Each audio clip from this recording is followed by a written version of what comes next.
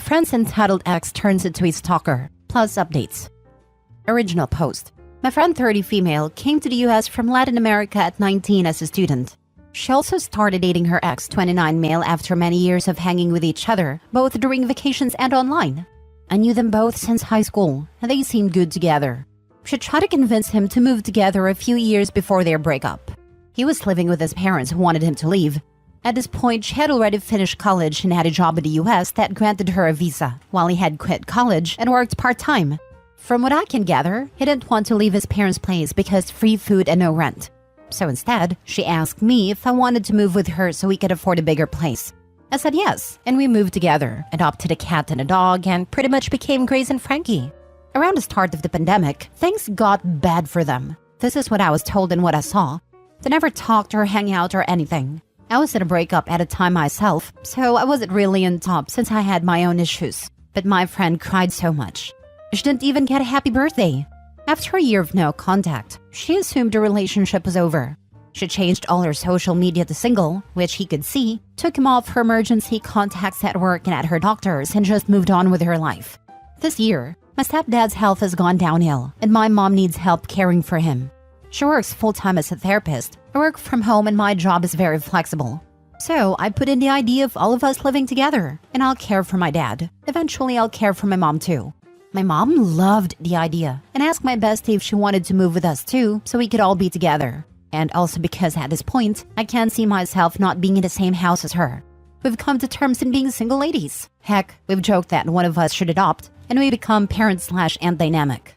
But now the joke is more serious since I'm considering it, and she's incredibly supportive. No, we're not dating. We're just incredibly close after all the BS we've lived through together. We found a perfect house, 4 bedrooms, 2.5 bathrooms. Enough space, a yard, everything we need. And we got it after a bunch of difficulties and arrangements. Since I don't have immediate plans for adopting yet, I have a ton of paperwork and years of planning ahead. We made the extra room into our office/gaming hub. We both work at the same place, totally not on purpose. They were hiring and we both needed visas. And as proud first-time homeowners, we posted pictures. Her ex, who by this point has been MIA for 3 years, messaged her, saying he was so excited to move into the new house. She told him this was her house with me and my parents, and he said since they were a couple, she should kick me and my parents, so he could move in. I want to point out that my parents bought the house. We, Fred and I, will pay them our parts over the years. And if she decides to move out, I'll finish paying and I'll buy her part out. This is all in paper and signed. So she obviously told him he was not moving in with us, and that he ghosted her, so there was no relationship. He went on a tirade that he never broke up with her, that she was abandoning him, that she never cared about him, etc. I got mad, took the phone from her and told him he could live in a bear cave for all I care, but to leave my friend and our house alone. He went ballistic and began calling us some names, referring to the LGBTQ plus community that would probably get this post flagged.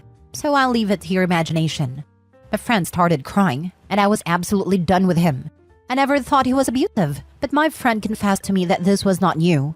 He always had issues with the two of us living together and accused her often of cheating on him with me. We ended a call and I told her she needed to block him for her own sanity's sake. She deserves so much better than this man-child. She got me to leave my horrible ex when I was in high school. She took me to the hospital when he beat me up and called my parents. My friend is family, and I'll be dead before I let some bastard with commitment issues make her suffer. Since then, he's gone on a major campaign in our friend group to say my friend abandoned him and left him homeless, since apparently he canceled his lease after he saw we bought a house. He also claims we're lesbian Satanists that probably mistreats our pets and are mooching off my parents. Most of my friends know the story. I know my friend and I moved together at first out of necessity. Then we just don't see ourselves not living together. So yeah, my friend's ex is a nutcase. And if he ever gets close to her again, I will personally give him a free vasectomy. Now for the top comments before reading the updates. Wait, so 3 years later, he's like, can't wait to be with my girlfriend I haven't talked to or seen in years? That's next level entitlement. Also next level delusional. Sounds like a form of mental illness or drugs? He canceled his lease after he saw we bought a house. Stop. I laughed so hard that a cat woke from her nap and bolted from the room. Ditch any of the friends that sympathize with him, especially the ones who take his side. Also, you and your friends are goals. Funny enough, no one has so far. Either they don't want to deal with it, or just ignore him. They might have already blocked him. That way, he can be in a group, but they have no idea. Just to cement the deal, get the cops involved. Submit them the fact that it has been 3 years since they last had a conversation. Phone call, text, online, whatever. And that he is harassing OP's friend. I'm sure something can come out, like a restraining order or something. Not the a-hole. I bet he didn't cancel his lease. I bet his parents kicked him out, which is why he wanted someone else to mooch off of. First update. Hey everyone, a bit quick on the update, but some people ask if our friends knew where the ex was hiding for 3 years, and I was actually curious.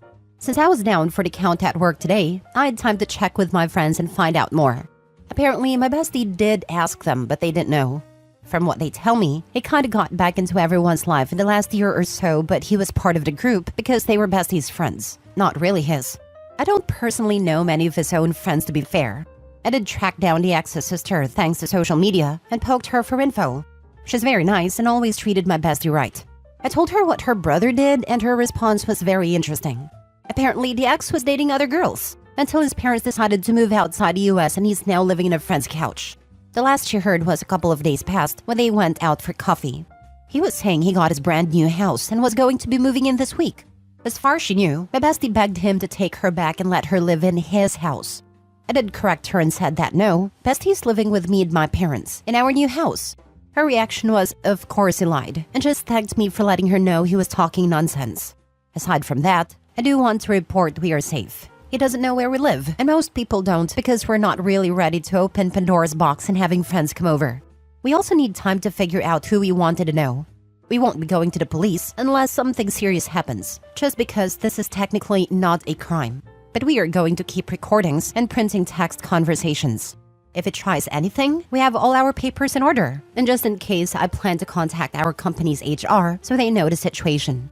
The company we work for can provide us free legal counsel if things get bad. Now for the second update. For a bit, it was actually pretty calm. She did cut contact and block him as many suggested, and between the two of us, my bestie and I did some calling in our friend group of people we knew were passing information to her ex. We've settled in a new house together, and she actually gets along better with my parents sometimes than I do. Guess she's the golden child now. Sadly, eventually we had to adult and get much needed food. We went to Walmart in town together, and by some bad luck, we crossed paths with her ex. I wish all of it was just awkward glances in each other way, but no. At first, I tried to talk to her. My friend said she didn't want to speak to him and didn't want him near her. I mostly reminded him I wanted to rip his spine and beat him to death with it. Sadly, that didn't deter him from following us around, like the most obnoxious toilet paper stuck to shoe. We did our shopping and headed to the car with him still after us. I told my friend for her to get into the car and start the gear and lock it while I loaded the groceries. Her ex then decided to appeal to me to talk to my friend about taking him back. I don't know what power held me back from committing a felony, but pretty sure I've earned a PhD in self-control. I told him, in no uncertain terms, where he could put his reconciliation, and that if he kept following us, I will make sure his legs were out of the equation. I got in the car and my friend began to drive back when we noticed a car following us.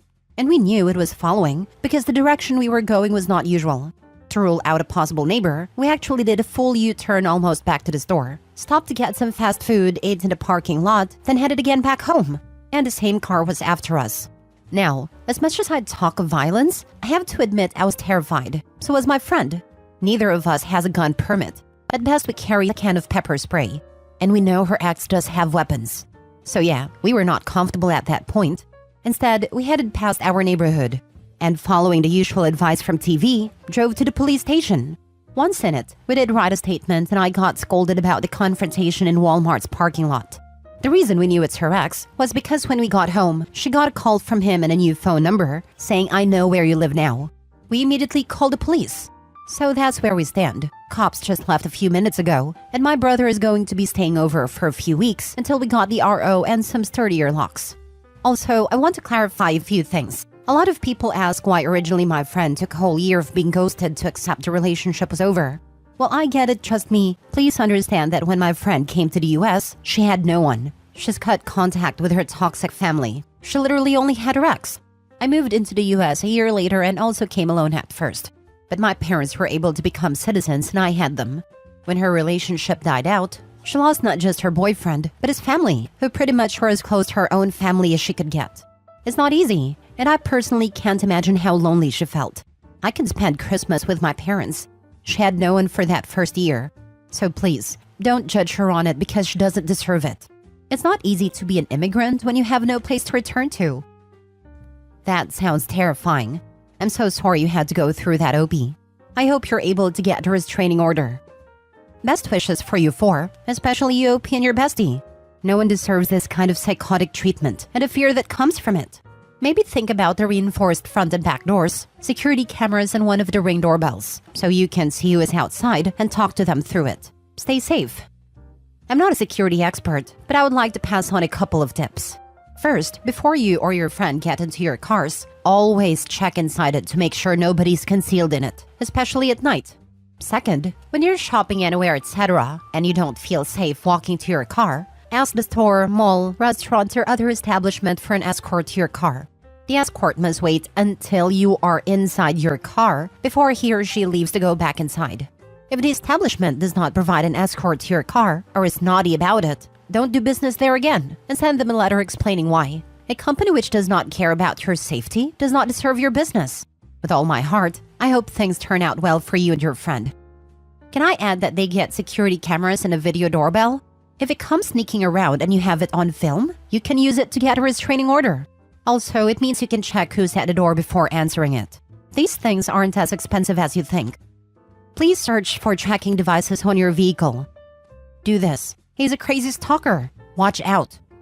Not just your vehicle. He may get someone to accidentally bump into one or both of you and slip an AirTag in your jacket pocket, purse, etc.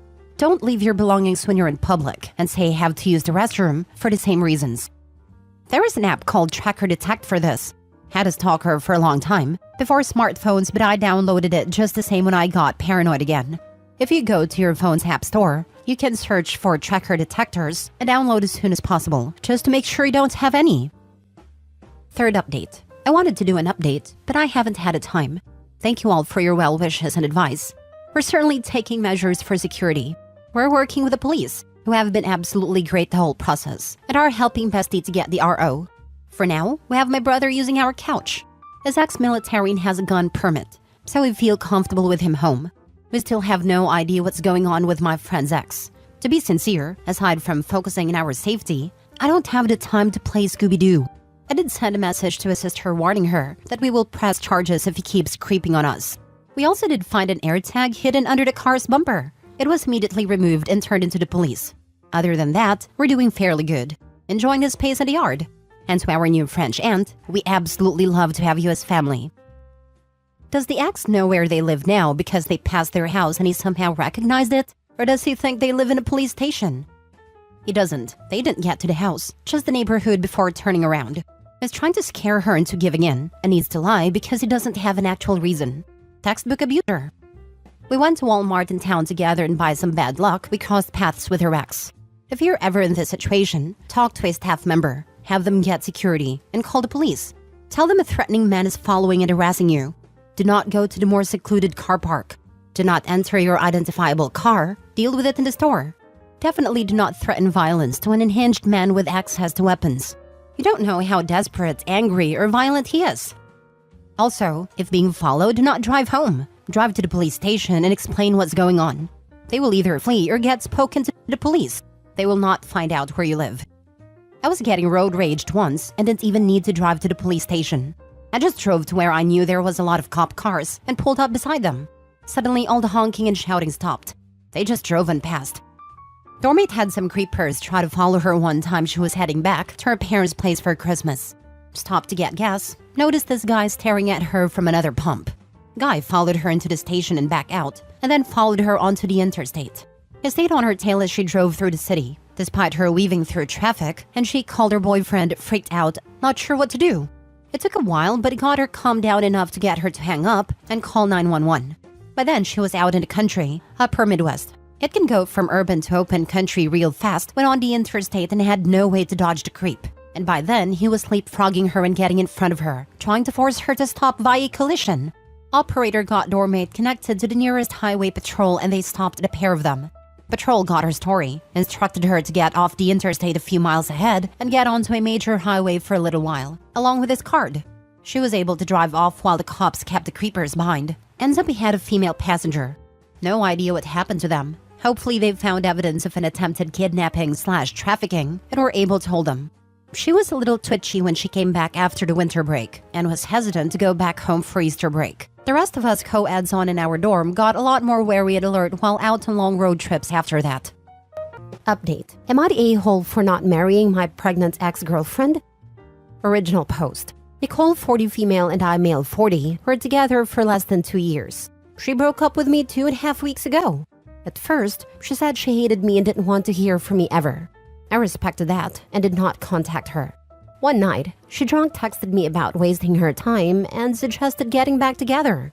I ignored it since she was obviously drunk. But recently, she informed me that she's pregnant. I asked if the baby is mine, which made her furious. She accused me of accusing her of cheating. Even though she hasn't had a doctor's appointment yet, which I told her I wanted to attend with her, she has informed my entire family that I got her pregnant and abandoned her the baby. Now my Christian mom's siblings, friends, and cousins are pressuring me to propose to her. Today, she called me 3 times at work, suggesting meeting over the weekend with my family for a small wedding, and I lost it.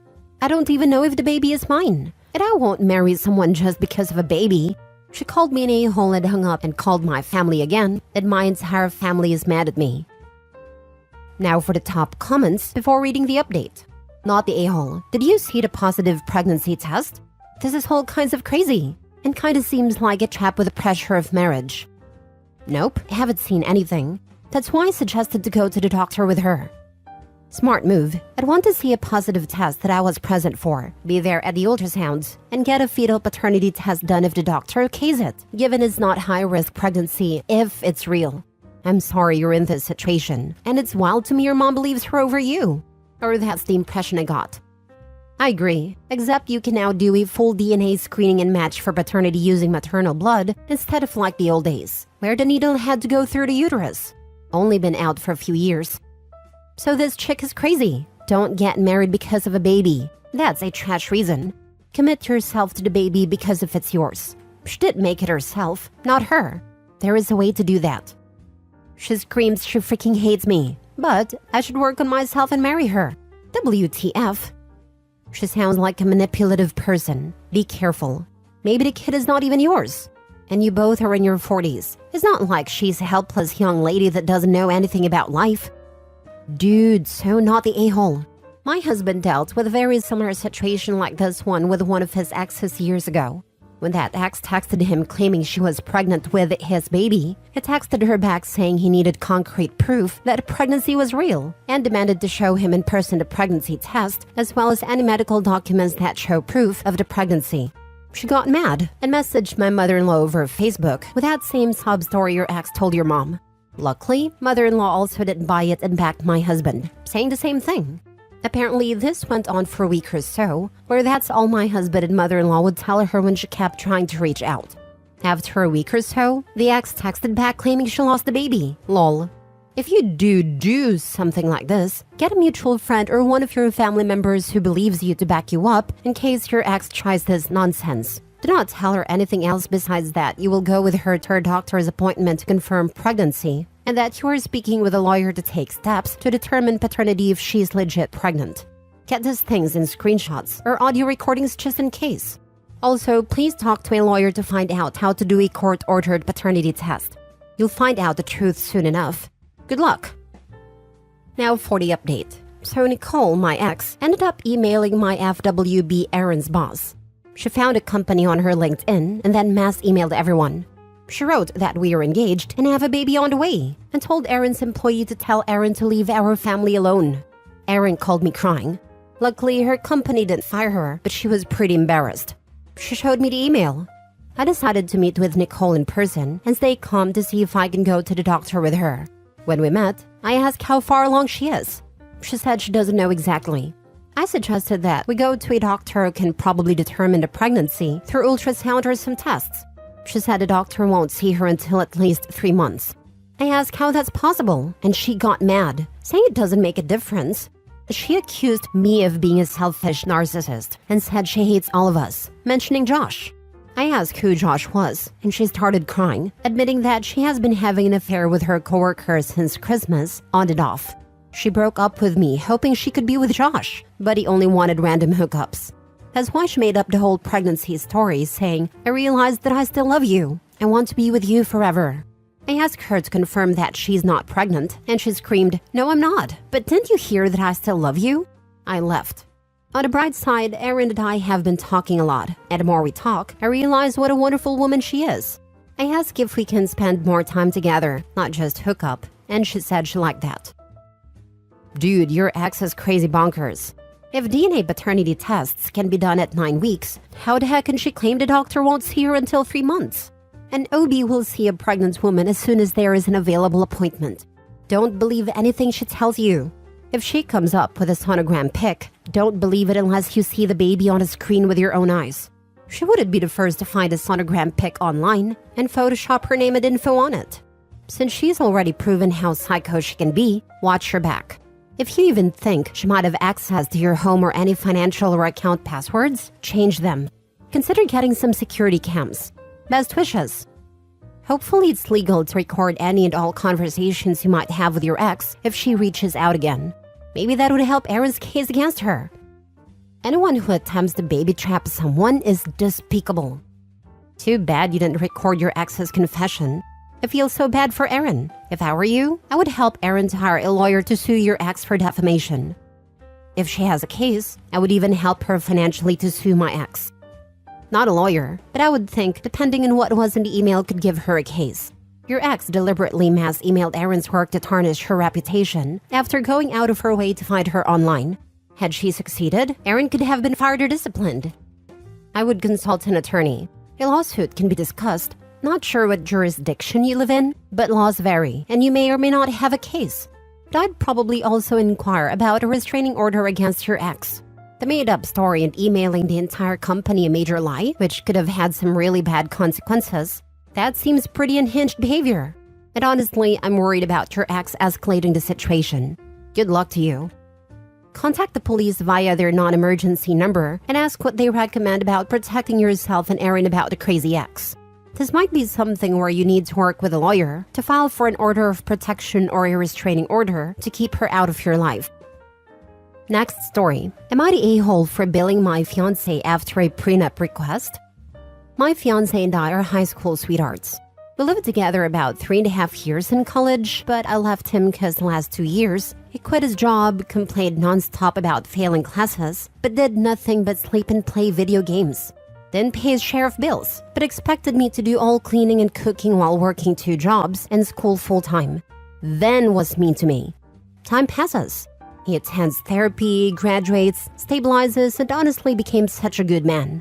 We reconnected and date again. Life happens and we end up in different cities due to work.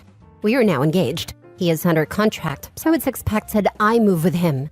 He also just bought a house. Cause his mortgage for a 3-bed is cheaper than he was paying for a 1-bedroom apartment. He put $15,000 down. We talked about me paying $900 a month towards bills, which I had no issue with at first. Then he mentions getting a prenup. This rubs me the wrong way. I understand wanting to protect assets, but like we have been together since 15. And well, if we put tally marks to it, he owes me money. I would have to relocate and find a new job in his town, which the only reason I'd go there is for him. I agreed, but told him we need to settle his debts with me and have an established leasing agreement. This offended and made him super upset. We have a notarized contract because I took out $10,000 in loans after I lost his scholarships one semester and was denied approval. Despite it, I have been paying and never asked for money back before now. His car cost $6,000, and I loaned him $2.5K of it. Never got a dime back. Although he said he would pay it back, I never really pressed it though. I paid almost all bills for 2 years after he had quit his job. I didn't ask for any back, but I sure as heck pointed it out. And I decided that it would only be fair for me to pay for a market room rate. We live in the South, and that's $500 to $650 utilities included. I also started requesting half of vet bills as kitty support since one of our cats has diabetes. He has taken the changes as a champ, but I can tell he's super stressed out and sad. He literally makes double what I make at the moment, but I know he never expected, or maybe even remember, all the costs I've bidden for this relationship. I feel guilty because I never committed with expectations of it being returned, so when he suggested it, I don't know why I felt salty. Then I go a list of my costs which hurt him, and I don't know. Am I an a-hole? Did I go too far? Now for the top comments. I think your request was totally reasonable. If he wants a prenup, you need to even his score first. I don't understand how he expects you to not be offended by the prenup while simultaneously being hurt by a request for what you are owed. He owes her $10K in a notarized contract, not to mention the rest. Seems like she put down $10K of the deposit on his house. I said, this looks like so much baggage for the start of your marriage. Maybe you should be rethinking your relationship. You broke up with him once. Not the a-hole. Do not marry this clown. You were going to be left holding the bag, prenup or not.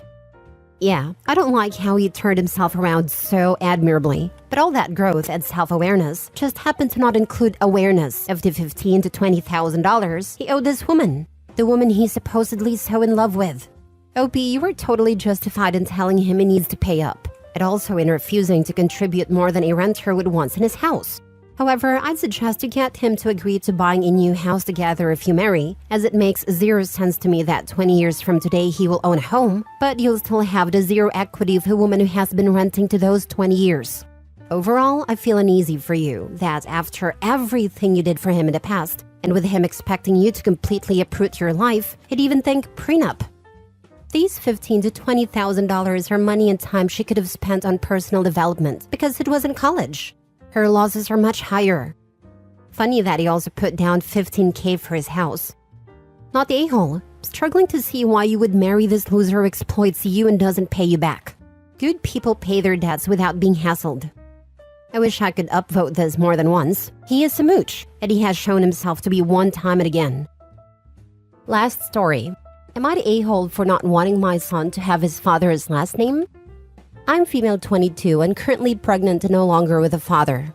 We aren't together for many reasons, like him drinking and cheating on me, etc. I tried to stay strong when I first found out I was pregnant, which only led to a bunch of threatened miscarriages from the stress/anxiety it put me in. So for myself and my health's sake, I left.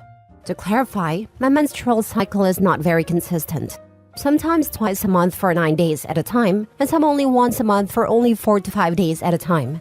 Needless to say, I didn't find out I was pregnant until I was 6, almost 7 weeks along. I have had about 3 due date changes now, from it being January 24th to February 20th, and now close to Valentine's Day. Through it all, I've been single, going to every appointment alone, which has been a lot of extras because I have a heart condition and currently cannot take my medication for it due to it possibly causing harm to the baby. I was told a gender, a little too early, and it ended up being the wrong gender, but I've kept the father in the loop with it all. Originally, I was told it was a girl, and because of that, my ex wanted nothing to do with the pregnancy and anything after. Which is fine, I'll do it alone if I have to. But recently, I've found out at the genetics appointment that it is actually a boy, and now the dad wants to be around, and is trying to force me to give him his last name. I keep telling him I just don't know yet, because he isn't even going to be there when I go into labor. So, would I be the a-hole if I'm not even considering using his name? He keeps trying to fight me on this with lawsuits, and keeps telling me he'll just take me to court if I do any of this without his permission. But why would I give my baby his last name if he didn't want anything to do with it before finding out the actual gender? I just don't know what to do anymore, because everything I say is lawsuit, lawsuit, lawsuit if I don't do something his way. And he was also trying to get full custody, which could never happen because 1, he can't drive right now due to his DUIs, and 2, he lives 2 hours away from me now, so the baby wouldn't even be close to the county he is born in. I could really use some advice. Do I just cave in and give him his last name, or do I just give him mine? I'm so tired of hearing all of it, and half the time I wish I didn't even tell the father it was a boy, so he would just leave me alone. I would have felt much happier if I was doing it solo, to be honest. Not the a-hole. Give him your name. The odds of him actually having the money and energy to keep up with the lawsuit is very low. Call his bluff. The doctor's office cannot tell him anything due to HIPAA. Not the a-hole. To be sure, tell doctor's office you aren't sure on father. Do not, under any circumstances, put his name anywhere in any paperwork at doctor office or hospital. If for some reason you have his name in papers at doctor's office, tell them you need to cross through his name and white it out. I agree with above comment. Due to HIPAA, they should not tell anyone anything. But there are occasions where it does happen, so make sure it's nowhere in your chart. And they can note that if this person calls and says he is husband or whatever, they are not to believe him, nor even tell him if you have had baby yet, or if you are even a patient there. Not the a-hole. Give him your last name. When you give birth, don't tell him where or when. The nurses will give you the birth certificate to complete and you have to sign it, not him. What you put will be what is recorded. He can't just file a lawsuit and have it changed at a snap of his fingers. If he wants to waste his time and money trying, then let him. They also wouldn't give him full custody unless you are proven to be an unfit parent. Make sure when you do go to the hospital to tell the nurses and staff he is not allowed in the room when you have the baby. Even if he is the father, they won't let him in if you say you don't want him there. He won't even be in the country during my labor. His family is from England, so that's when he thought the best time to visit them would be. As the child of a similar situation, give that baby your last name. Seriously, I'm thankful every day that I don't have my deadbeat woman beating rape piece of nuclear waste's last name. Knowing my dad's ego, he's going to die bitter about it. But I don't care, because I've not spoken to him since I was 18, 8 years ago, and he was barely around before that. My relationship with my mom is far from perfect, but I love having her last name because she's the one who raised me. My sister passed it down and I intend to whenever I have kids. Update. My 27 male ex-girlfriend, 26 female wants to try again. Original post. My ex-girlfriend and I first got together 6 years ago, and from day one, we got on like 2 peas in a pod. Then after 2.5 years together, she fell pregnant. We had spoken about kids before and we both wanted a family, but not after just 2 years together. We spoke about it a lot and eventually decided to go for it. We also agreed that even if our relationship doesn't last, our child's well-being would always come first. And right before the lockdown in 2020, 3 weeks before the due date, we welcomed a perfect little girl, and both of us were completely infatuated. It was a big adjustment, but our girl was an angel and we settled into parenthood rather quickly. Everything was going great at first, but 3 months later, it all changed. I was working late when I got a text from my mother to tell me my girlfriend dropped our daughter off with her while she ran some errands. But 4 hours later, she had it returned, and now she wasn't answering her phone. I called too, but she didn't answer me either. So I got out of work, collected my daughter, and went home to find a note from my girlfriend. She said that she couldn't handle the stress of lockdown and a baby, and she just needed some time to clear her head. She also said not to call, and that we would talk soon. But days turned to weeks with no contact from her, or anyone else other than her sister who visited her niece often, but never mentioned my girlfriend. Fast forward 3 years, and my ex-girlfriend is slowly starting to reach out again. It was slow at first, liking photos of our girl on Instagram and the odd comment, but that was it. Until last week. She sent me a text saying that she had seen how well our daughter and I are doing, and asking if we could meet up.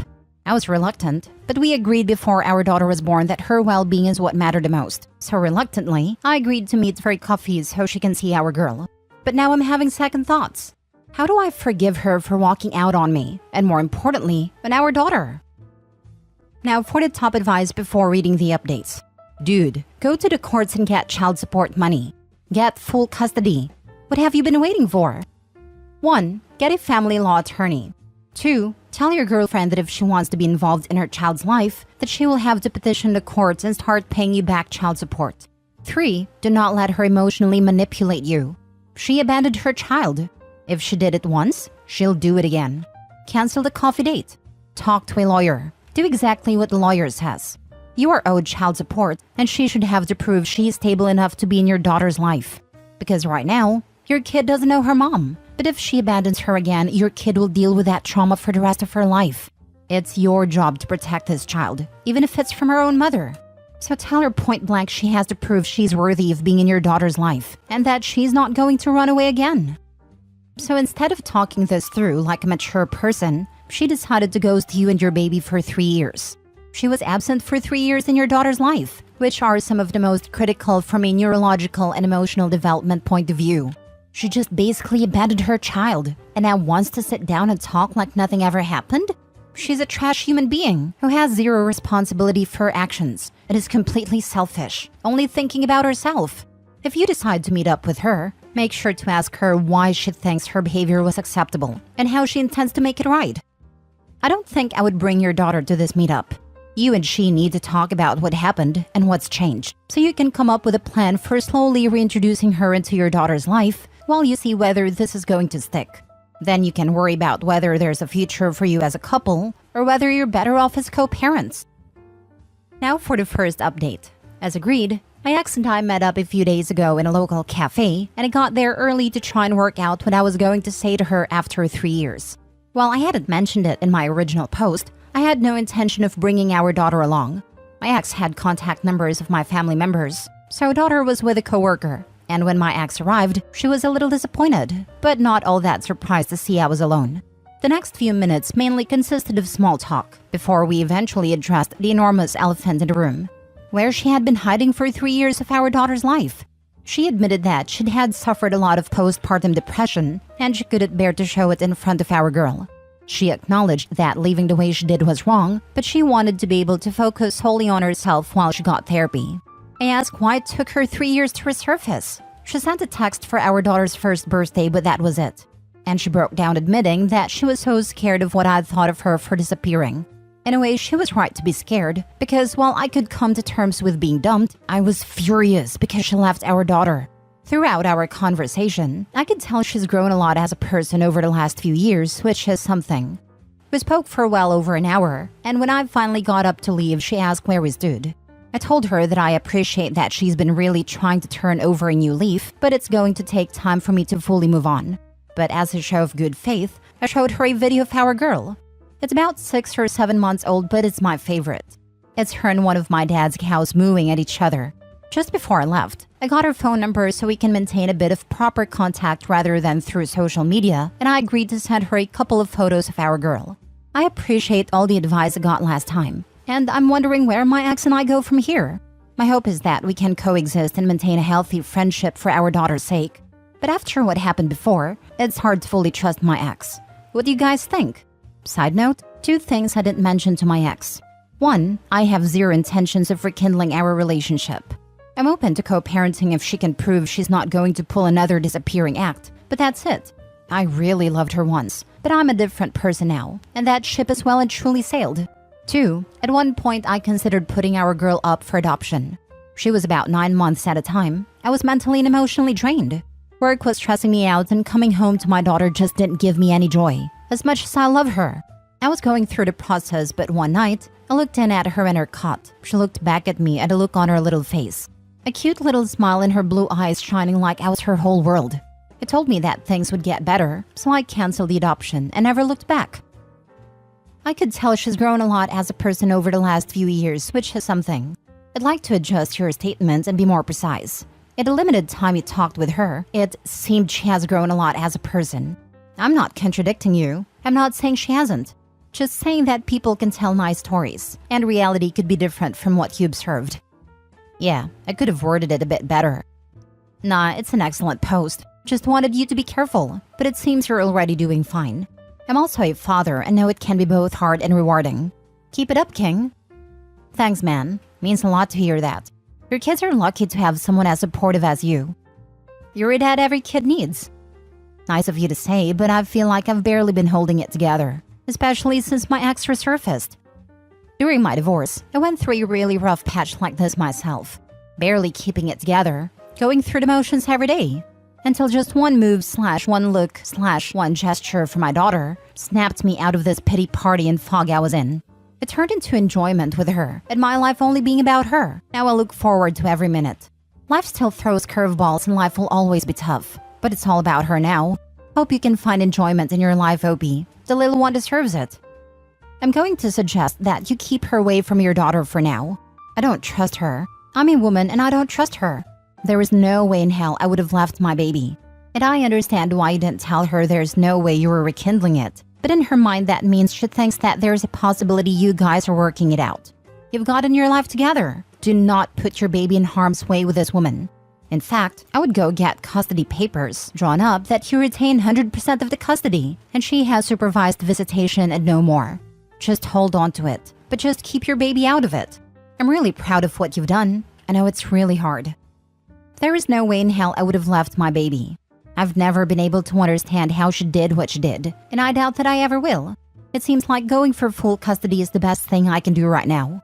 And my daughter is such a sweet little girl, and I plan to let her stay as carefree and fun-loving as she's always been. It hasn't been easy, but it's been such a rewarding experience. Good for you, man. I would have said don't meet her, except the kid changes things. You're clearly putting your daughter first, and that's great. But don't trust this woman. She'll disappear again when it becomes too much. I wouldn't have given her the time of day if it wasn't for our daughter, because she's our daughter at the end of the day. I've also been talking with a friend I went to school with that studies law, and she's given me great advice regarding sole custody. I hadn't really thought about it before, but my brother and his wife suggested it, so my bases are covered regardless of what happens. Second update. It's been a few weeks, so I thought I'd give another update regarding progress with my ex. First off, thanks to everyone for the advice and support. It's been such a huge help. So down to business. Per my ex's request, I accompanied her to a session with her therapist, and she reassured me that she and my ex have made good progress. But she still has some issues to work through, specifically her relationship with her parents. She told me they'd separated, and her mother had a temper, but I didn't know how bad it really was. After the session, my ex left and I hung on for a minute to ask her therapist for her opinion regarding reintroducing my daughter to my ex. She recommended holding off for now and offered me a free session to talk about it, so I'm going to see her next week. On a more positive note, my daughter started preschool 2 weeks ago, is already making friends, and has been absolutely loving life. I sent my ex a few photos of our girl to show some support, so things are looking up. Thanks again to everyone that has commented so far. The support I got has been incredible. Makes the struggle of raising a child alone a little better. Now for some comments before reading the third update. Does your ex know you don't want to get back with her? Not yet. I plan to tell her after the therapy session, but stuff came up that I was never aware of even when we were together, so it didn't feel like the right time. Did she show any desire to get back together? I don't think so, but like I said, it really wasn't the right time. I don't know, bro. She left you to do the heavy lifting. She doesn't get to come back and get away with not doing the work all parents put in. Not saying whether or not I would let the ex in your child's life again, but I would do everything I could to protect my child from the chance of this woman disappearing again, but with my child this time. Now for the third update. I didn't intend to do another update until my ex and I had made good progress, but she made a confession yesterday and I don't know how to handle it. She called me yesterday morning asking if we could meet up since she had something important to tell me. I was off and kiddo was at preschool, so I had half an hour to meet her. Soon after I got there, she asked me about our girl and I told her she was doing well. Moments later, she broke down and told me that she wanted to tell me why she decided to reach out, so that there weren't any secrets between us. She admitted that she had been seeing a guy for about 18 months. I don't know his name, so we'll call him Luke. I was initially angry at the thought of her dating while I was raising our girl alone, but she was in tears, so I held back. She admitted that Luke had taken her to his nephew's christening, and she had a total breakdown at the sight of the baby and the thoughts of our daughter. She apparently got really drunk and broke down in tears before admitting to Luke that she had a child that she had basically abandoned. Apparently, she tried to distance herself from Luke after that, but is stuck with her, and his love and support inspired her to see a therapist and reach out to me. I would have run a mile if I was in his shoes, so he has my respect for helping her through that difficult time.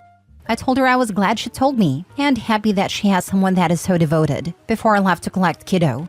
But now that it has fully sunk in, I can't wrap my head around it. How could she have gone off and dated someone else while I was left with our child? I've started to have second thoughts about her second chance, but since I'm not going to my therapist for another week, I thought I'd share it here to hopefully get some advice. Because while I would like my daughter to know her mother in some capacity anyway, I can't overlook the fact that she was dating someone else while I was raising our daughter by myself. She is bad news for you. The new interest for her child is a little mixed bag, in a way that it could be good for your daughter to have her mother again in the picture, even if you two do not get together again. But at the same time, as Luke is trying to save his relationship with your ex, and she having feelings for her child, she could also try to get custody of her in order to have her back and have a family with Luke. Seek a lawyer and ask what you can do to protect yourself and your daughter, in case she looks for more than what she's telling you. Remember that Luke is not all the way out of her life yet, as he is the reason she's seeking support, and he is still part of her life as well. Lawyer is a must. She abandoned a child for 3 years. I was just coming here to say this. Not once in all these posts does it mention a lawyer. Please protect yourself and your daughter. She has proven she can't be trusted. Dude, come on. The fact that you're even considering letting this parasite back into your life is a problem. She abandoned her child for 3 years, purely because she didn't feel like being a parent. But now that her F-buddy thinks it's a good idea, she wants to try and play mommy again? Cut her off. Legally, she has zero rights to your child since she ditched her. Your daughter will grow up fine without knowing her. Better even. Tell her to try being a parent again with Luke, and make sure not to drop this one when it gets stressful. Stop being an idiot. Don't let her back in. Tell her no and to leave you and your child alone. I know, right? Dude is focusing on the wrong thing.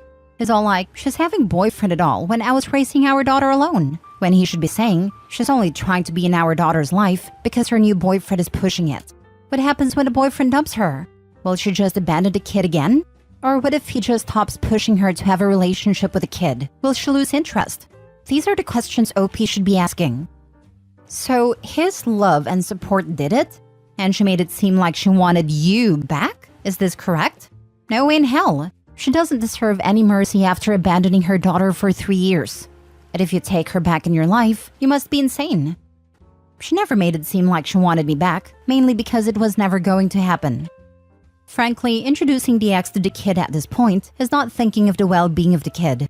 If she breaks with a current boyfriend, she will spiral again. She is not a mother material. Don't update. My ex-husband wouldn't let my youngest daughter to be at my wedding. Original post. So I need to give some backstory. My ex-husband, 37 male, and I, 37 female, have been divorced for 6 years now. We have 2 daughters. Emily, 16 female, and Gabby, 8 female, and was happily married for 10 years. Then, he cheated on me with a college freshman and left me for her. It was hard for me. I was in so much emotional pain. It wasn't just his cheating, but also how he said he hates me and that I looked ugly. He even said something on the line of, I was not as tight as I used to be. You can imagine my pain. It gave me some serious trust issues. I couldn't forget what he said to me during our divorce. Emily knew why we divorced, and she held some resentment towards her father for that. But Gabby was too young at the time. Nonetheless, he was a crappy husband, but a good father to both of them. We shared custody. The girls would be with me from Friday to Monday. I tried my best, but from time to time I would spiral, and I have been in and out of therapy since my divorce. I met my now husband Ben, 41 male, 4 years ago. We met because we worked in the same building and I was crying on the roof of the office building. Ben was there too when he saw me. He asked me what happened and I just bawled my eyes out because that day was my wedding anniversary. And that was the same day my ex decided that he would get married to his affair partner. Ben listened to my concerns and stayed with me the whole day to make sure I was fine. He even dropped me to my house because I was too emotionally unstable to drive myself. From there, we started dating. He told me a story about how he lost his wife and only daughter 10 years ago in a car accident. He was really fond of my daughters as well. Emily has started to call him Dad after a year of us dating. Gabby also calls him Daddy Ben. I was finally healing and getting back to my old self. Ben was really nice and caring, and we welcomed our son a year ago. My girls are happy to have a brother. He proposed to me when I was pregnant, and we had been planning for our wedding since then. Now here is the issue. Emily is one of my bridesmaids, while Gabby is my flower girl. Emily is old enough to choose which parent she wants to live with, so there was no issue from her part. But Gabby was still going back and forth from my house to my ex's house. My wedding is in 2 weeks. My ex was fine with it at first. I spoke to him many times to make sure that he drives Gabby to my mother's place, but now he refuses. He says that he only gets to see his daughter 3 times a week, and he is not willing to give up his days for some party. I told him he could take my days for a week and let her be at the wedding, but he says he will not let Gabby go. The wedding is on a Tuesday, which means Gabby would be with him. I cannot change the date because everything is booked. Please give me some advice. We have argued a lot, and I don't think I can go through any emotional pain with us ever again. Gabby would be heartbroken because she is really excited to be flower girl. Now for the top advice before reading the update. Wow, what a massive a-hole. Tell him you will give up a month's worth of days for that one day because it is a monumental special occasion. Ask him if he is really that heartless to hurt his daughter just to spite you. Ask him if he can look her in the eye and explain to her why she doesn't get to be a flower girl in her mom's wedding. Ask him if he hates you more than he loves his daughter. Will your older child talk to him? While it's really not fair to put her in that situation, it may help. I don't want to put this pressure on her. She already hates him for what he had done. I don't think giving up a month just for one day seems logical, but I will have a harsh talk with him. He cannot keep my daughter away from me. Les, your ex is using your youngest daughter to get to you. It's not about her or the wedding, it's about pushing buttons. He knows how to do it, and has found one to push. I learned it in the hard way. In total disclosure, my ex did something similar. I thought she was above that, but she wasn't. My 4 kids didn't go to my wedding to second and current wife. They hold that against her still 23 years later. Karma sucks sometimes. As a last-ditch effort, contact the attorney you used when you got divorced. See if they will draft a letter to him reminding him that events in parents' lives are usually negotiated between the willing parents for the good of the children. Maybe a letter will adjust his thinking. If not, I'd send a final text, then let it go. I'm not sure how he's going to explain to the youngest why the older can go and she can't, but that's his anchor. And if younger asks you why, tell her dad's pushing for you to not be there. I want you there. He does not. Firmly point out that this is on him, not you. Congrats on the upcoming wedding. Focus on the day, not that jerk messing with you. I will do that. Thanks. Now for the update 4 days later. It's been hectic since the last I posted. So I mentioned in my last post that my ex-husband with whom I share 2 children, Emily and Gabby. Emily lives with me now, but occasionally goes to her father's place. I made that post on Wednesday and went Friday to pick up Gabby. My daughter Emily was angry. I asked her what happened, and she says that Gabby was throwing a tantrum because of some stupid lie their father has told Gabby that they will be going on a vacation on my wedding day. Gabby said no, because she was excited to be my flower girl and threw a tantrum. I was furious. This cowardly man wanted to take my daughter away from me so that she's never my flower girl.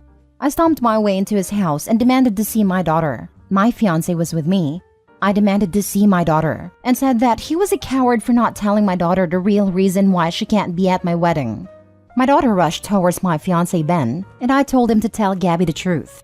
I was done with this man. I told him if he doesn't tell her, I will. I had screenshots on my phone. I am surprised that he caved and eventually told her the truth. Gabby was crying and saying that she hates him. My ex-husband was not having it. She took Gabby away from Ben and violently shakes her and calls her a brat who doesn't appreciate her dad. I don't know what came onto me, but I saw red and pushed my ex out of the way. He called me a witch, and his wife came out and tried to handle him. I got my daughter Gabby, but my ex wasn't letting me. He even got into a physical altercation with my fiancé, while Emily was recording it from a distance. My ex kept shouting that he will not let my daughter go with him. I reminded him that this is my turn to have her, and that he agreed he would let my daughter stay with me until the wedding is over. I have the messages with me that he agreed to our agreement. He couldn't do anything, and we left. Upon arriving, Emily told me if it is possible to keep Gabby with us forever, because she does not want to live with her dad. I asked why, and she told me that her dad has been really angry ever since I started a relationship. It wasn't that extreme at first. Then he started insulting me behind my back about how much I downgraded by dating Ben. It got even more agitated when he learned I was pregnant.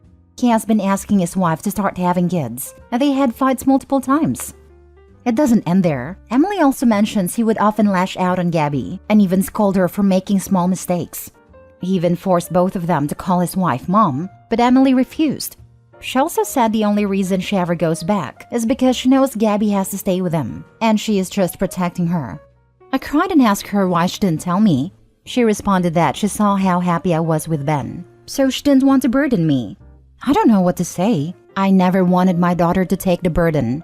While I am happy that she tried to protect her sister, I feel disappointed in myself that I was so busy with my new life that I neglected my daughter. Whenever they came home, they were smiling, and I took that as a sign that everything was okay. I told Emily while I'm proud of her, she should have told me. She should have never taken it upon herself to save Gabby. I am their mother, and I will protect them from everything. I was going to let my daughter stay with my ex when I was in my honeymoon, so that he would not cry about not spending enough time with his daughters. Now I'm thinking otherwise. I don't know what to do. I am really stressed and next week is my wedding. The amount of people freak out when the ex starts dating again is mind-boggling.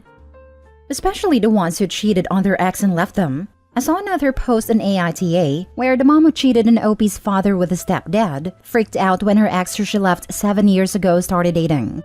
The mom straight up stalked the girlfriend. The cheater never ends up happy. You see it time and time again. Because they always want something new and shiny, and nothing is new and shiny forever. They don't realize things only stay shiny when you polish them. That child bride knows that she doesn't want kids with this man. I mean, she probably is planning her exit, refusing to have kids with him, so no attachments. Watching him mistreat his own children? If he's doing it to the kids, he's doing it to her. Opie leaving that marriage is the best thing that happens. I'm glad she found a good match that her kids seem to love. It's not clear, but it sounds like they might have video of the ex manhandling poor Gabby and a verbal altercation, which looks bad for both of them, but seems to be on the side of Opie. Some parenting classes or whatever would be well worth getting her out of that house if they can get a judge to see the ex seems to be edging towards physical harm. I mean, she only jumped when her ex was shaking Gabby, so it can count as self-defense. Last story. Update.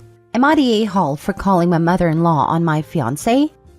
Original post. My fiancé, male 22, was injured over a month ago and had surgery to correct things literally 2 days after the accident. I, 21, female, have been by his side the entire time. I have more or less become his caregiver. In the last month, I have taken over the role of keeping our house together. I cook all the meals, I take care of the pets, I stay up all night to tend to his endless needs, and I take him to the bathroom. I have been working remote and haven't left the house for more than an hour since the accident, aside from taking him to and from appointments. I am not saying this to complain. I am grateful that my life allows for me to support him the way I have. My problem is his attitude. He was given very strong painkillers for the first 2 weeks after surgery. He had to extend his time on them. He recently stopped taking them in the last week. When he was taking them, he thanked me, told me how much he loved me, apologized at every step, though he didn't need to. Without the meds, he doesn't seem to see that I'm helping him. Every dish I bring him is the wrong one. He will yell for me, and when I come, he will tell me to get lost.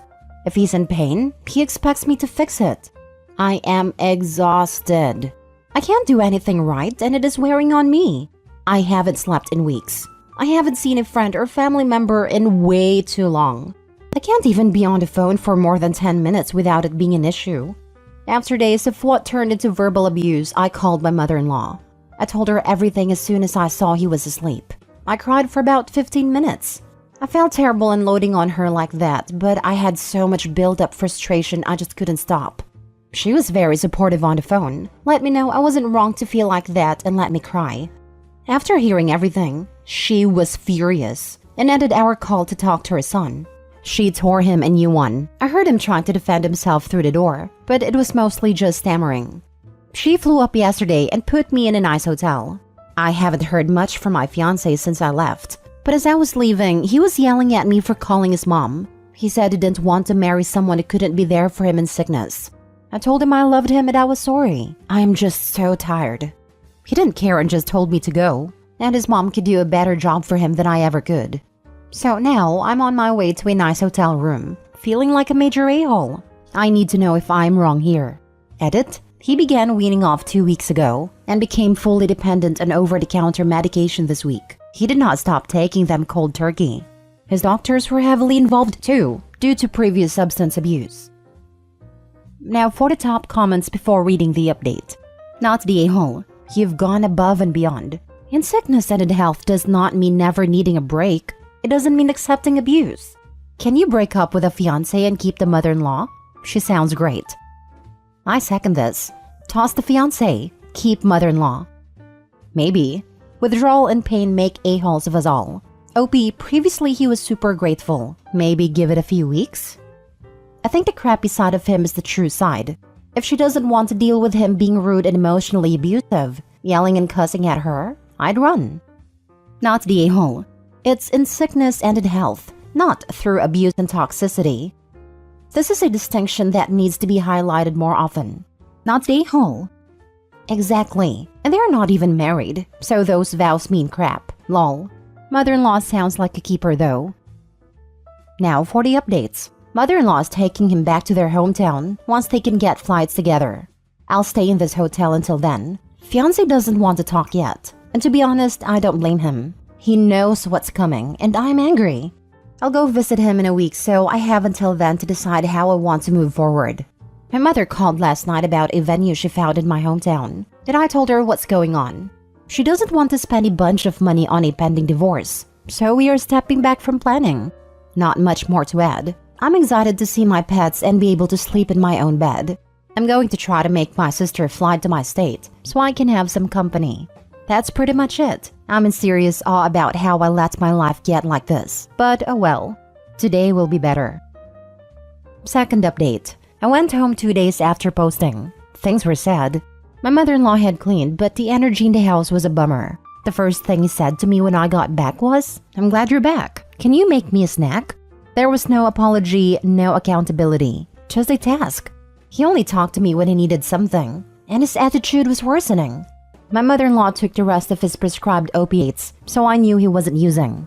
The weekend following the mother-in-law debacle, my wonderful fiancé told me he had friends coming to stay for the weekend. 2 hour heads up. Didn't ask. I sighed and made up the guest room. His friend and friend's girlfriend came to stay, and during the stay, my fiancé bought me flowers, got out of bed daily, took me out, and let me call my parents unsupervised. The day they left, he was back to bed with a crappy attitude. I wish I could say I am in my own apartment with my pets, and a bottle of rosé that's just for me, or with my girlfriends that I haven't seen in months. Unfortunately, I'm writing this on a couch while I listen to the music that are his endless demands. However, I do have a light at the end of the tunnel. I'm scared to leave him in person, but is leaving the country for a month in April. My sister lives abroad, and I'm working on getting her during that month. That's a process, especially with pets, but I'm looking forward to getting there. My mother hasn't spoken to me since I told her I was returning the ring, because that's not what we do. We clean our messes. But I have my father's unwavering support. I'll miss my mother-in-law, but I deserve that kindness and understanding from my partner, not his mother. I have stopped forcing myself to find a joy in his presence, and it's helping to fuel my drive to get out of here.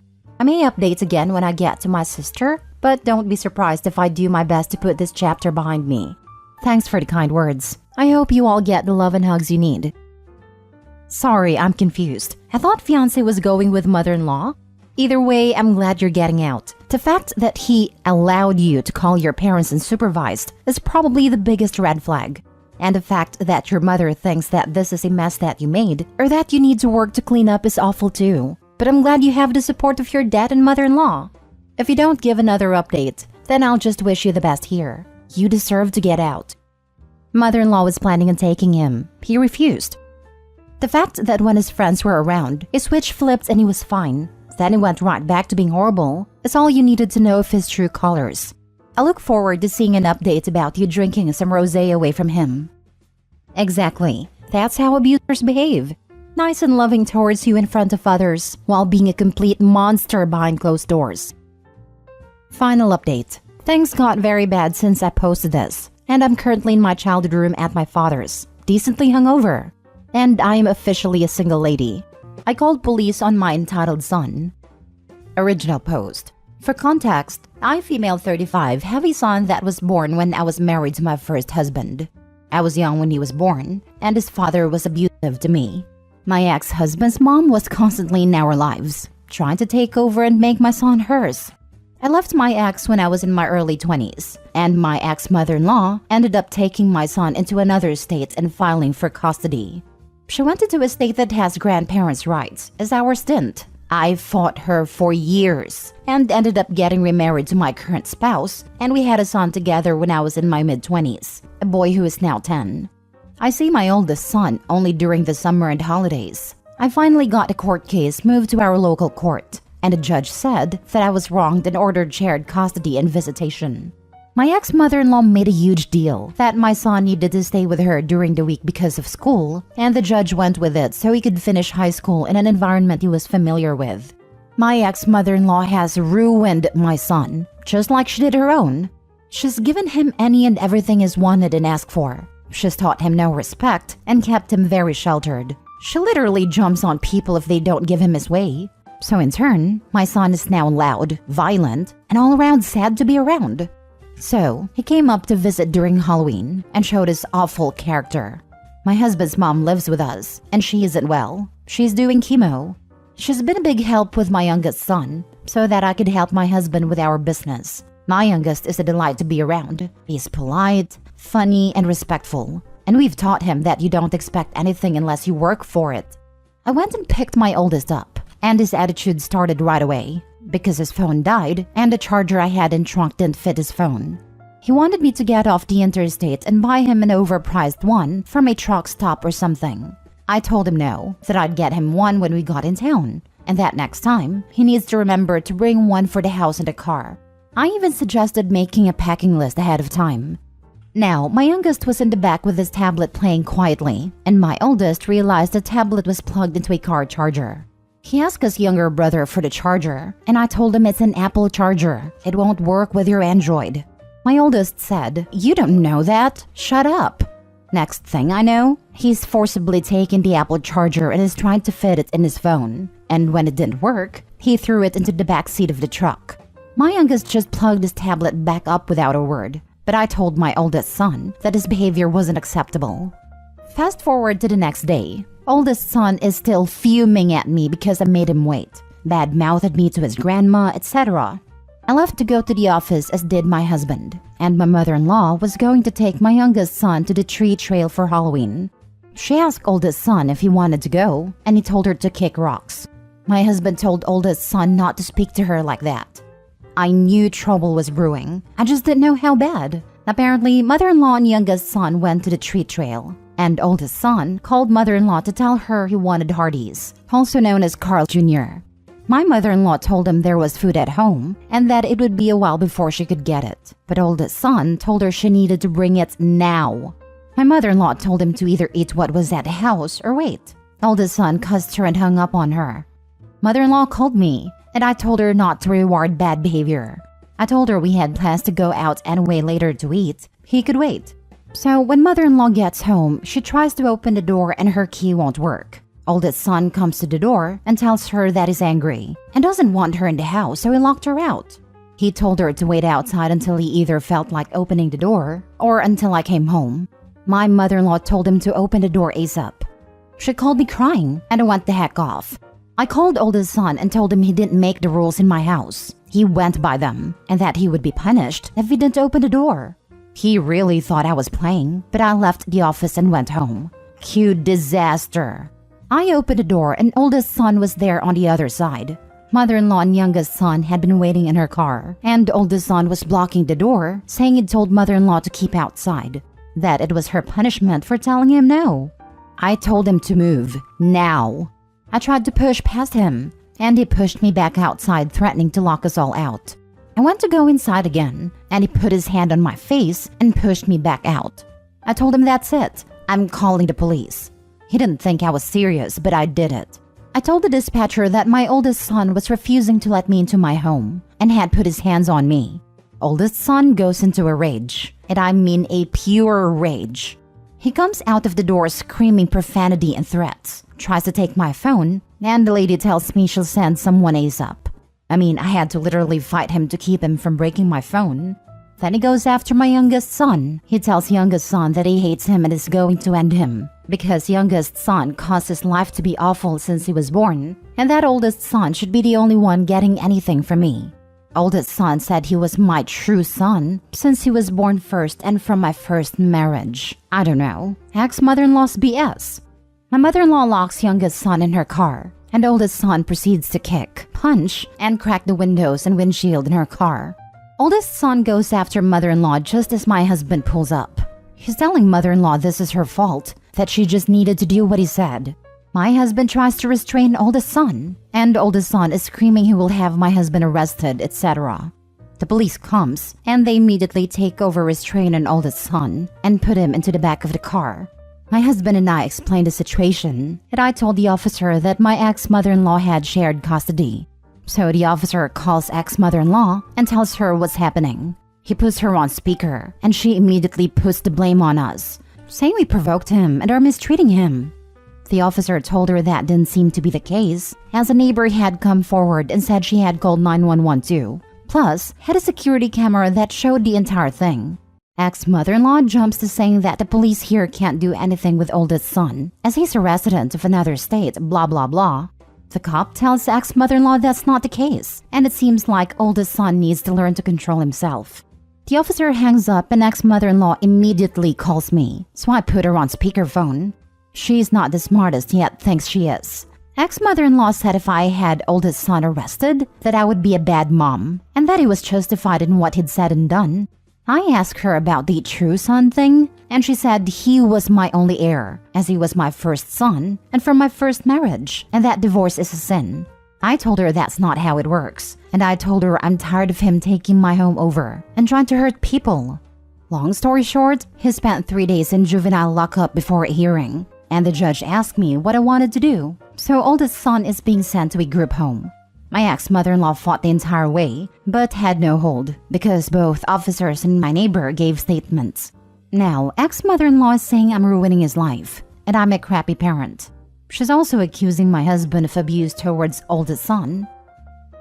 Now for the top comments before reading the updates. Holy crap. You did the right thing.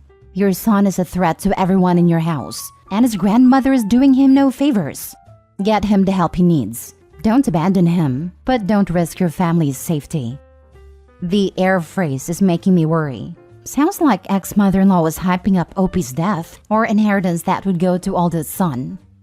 The mother-in-law will likely be dead by that time, but Opie would be smart not to give anything to the first son until he cleans up his act. You did the right thing. Absolutely. He sounds really dangerous. I think it's mainly the ex-mother-in-law that needs a serious punch. Children mirror in some sense the behavior of those around them.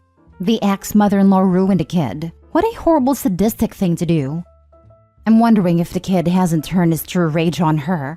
I'm sure that if the little POS went after her the way he did his mom's family, it would change her tune real quick. Those two deserve each other. Edit.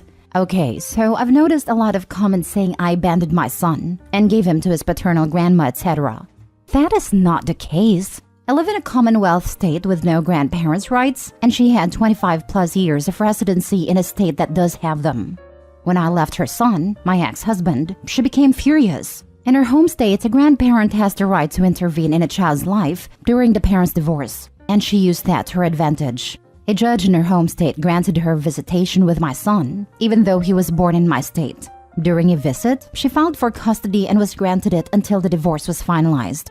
The divorce took over 2 years due to my ex not wanting to sign papers and being difficult. So, oldest son was almost 10 when it was finalized.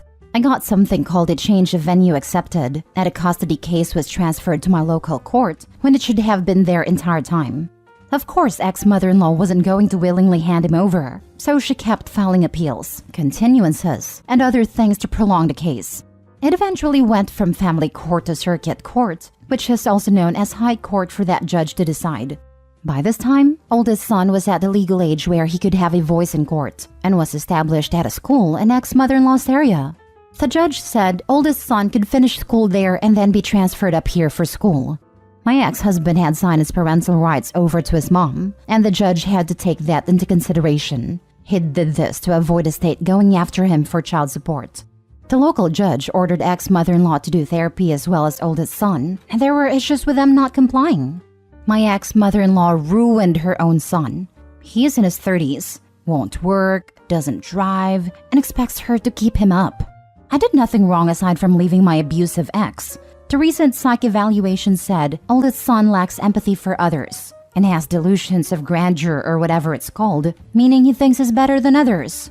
Ex-mother-in-law also had to do a session, and the therapist said the ex-mother-in-law is similar in regards, and that her expectations aren't realistic, as they both have superiority complexes. My ex-mother-in-law used to lock me out of my own home because she wanted to punish me or limit my contact with my own son. When she took him, I did contact the local and state police, but they couldn't go into her state without the permission of officials there, and by then, she'd already filed paperwork. She had nothing to use against me, would not abide by court-set visitation, etc. I have 2 homes, a business, and I'm very self-sufficient. My family life is good, not dysfunctional, and we've done everything we can to incorporate my son into our family, but he's refused to accept. I'm sorry I'm a crappy mom for not allowing him to lock me out of my own damn house. Now for the first update. I had a meeting with his in-house therapist this morning, and the therapist and group home admin suggested sending him to a therapeutic foster home or a one-on-one psych unit, as he is just too much for them to try and rein in. He's made inappropriate and physical threats to female staff and just been defying everyone. Even though my ex-husband signed his rights over to his mom, the ex-mother-in-law, the GH staff tried contacting him and my ex, and his wife told them to never call again, that they don't want oldest son around their girls because he's been violent towards them in the past. The in-house said oldest son needs more help than she can give him, and he seems to undermine her because she is she. He has a true disrespect for women. I tried talking to him before I left, and he said again that if I didn't tell them I lied, then he would not speak to me. I told him, if that's what you want, but you aren't coming home. He said to me, in front of everyone, that he was coming home, and would all be punished for this when he did. I told him that's not going to happen. Then oldest son said if I took him home today, then my punishments might not be as severe. I told him he's not doing anything to me, and he said, we'll see which, and I walked away. The problem with the therapeutic home is nobody in our area is willing to take him due to how violent he is. If he goes to his psych ward, he will be locked down 23 hours a day.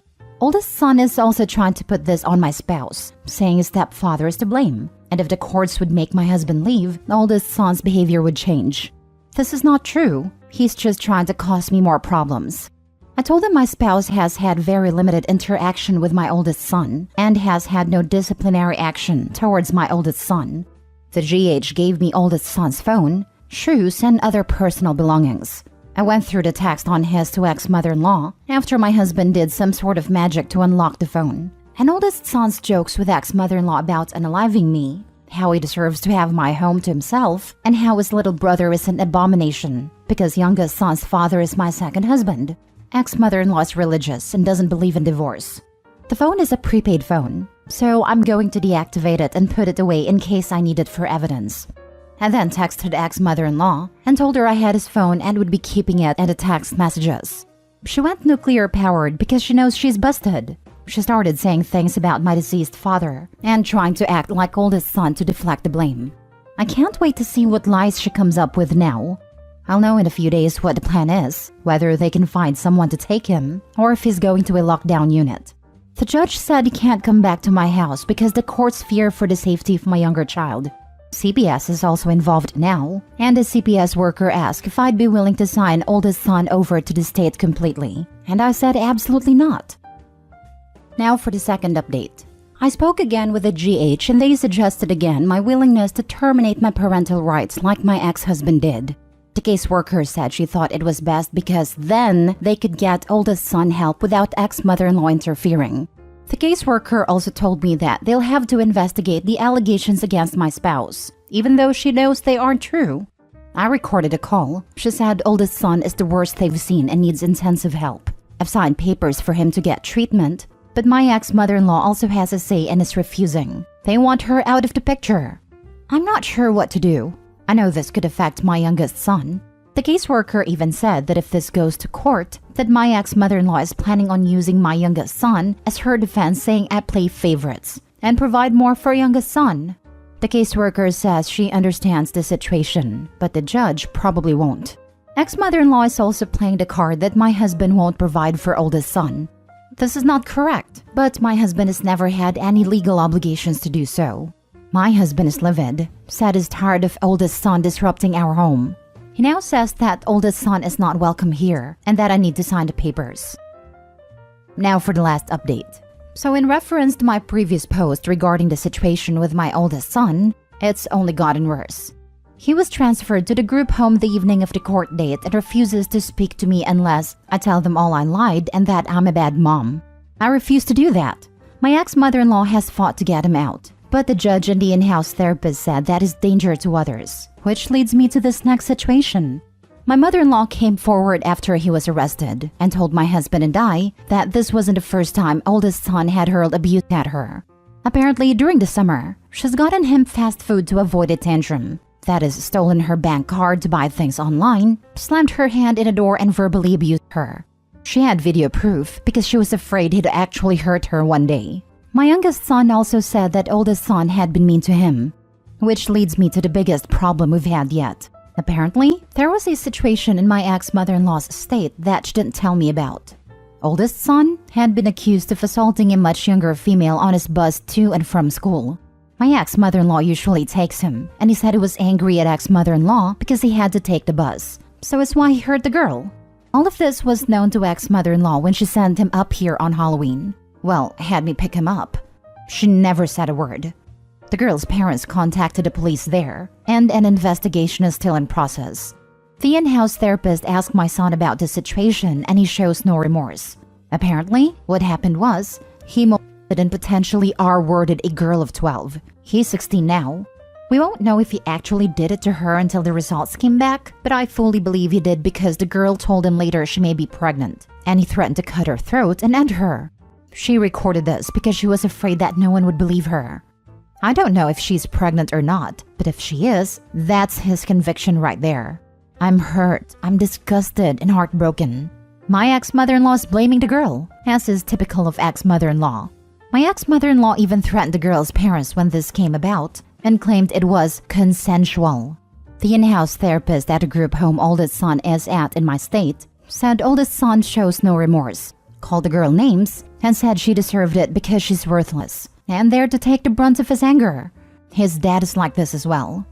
The judge says if oldest son is charged in ex-mother-in-law's estate, that it will likely be moved up here. My husband says I need to wash my hands off oldest son, that I haven't been his mom for a long time in his mind, and that he will have to face his consequences. I just can't believe this has happened. Your oldest son sounds like it's a matter of time until he severely injures, if not kills, someone. Likely you or youngest son or your mother-in-law. Jesus, he needs to be away from your ex-mother-in-law. Her track record speaks clearly for itself. She is vile. She absolutely is. When he was a baby, she'd take him and refuse to let me hold him or anything. She'd let me watch him, as she put it. She would get in the middle of any and everything we tried to do. I'm so sorry you're going through all of this. I hope you realize none of this is your fault. Your husband is right. You need to wash your hands off him. Hopefully the group home will be good for him. Good luck, Gopi.